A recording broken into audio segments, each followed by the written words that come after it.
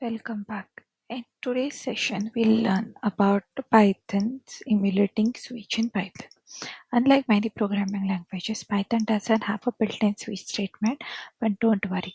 There are several ways to achieve the same functionality using if-elif chains, dictionaries, and modern match case statement introduced in Python 3.10. Using if-else, the simplest way to emulate a switch in Python is by using if-elif chains. In this example, the function checks a value and returns a corresponding response. This approach is straightforward and easy to read for small cases, but it becomes messy when you have many conditions. That's when dictionary mapping comes in. Dictionaries offer a cleaner and faster alternative to long if-elif chains. You can create a dictionary where each key represents a case and the value represents the result. This approach is more efficient, especially when you have many cases to handle. The .get method even allows you to provide a default value if the key isn't found.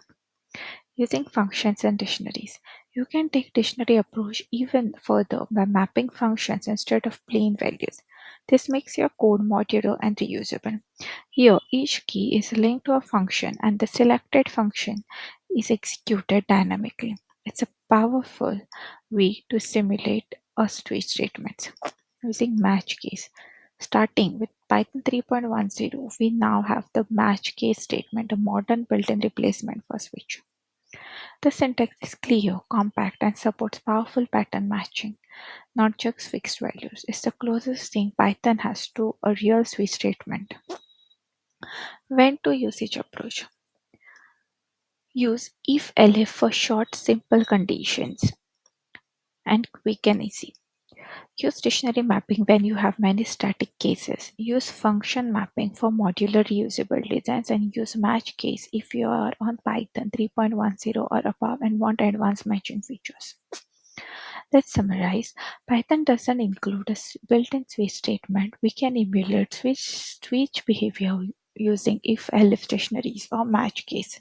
Dictionary-based and match case solutions are the most efficient and elegant ways. And as always, choose the approach that keeps your code clean, readable. Thanks for watching this video.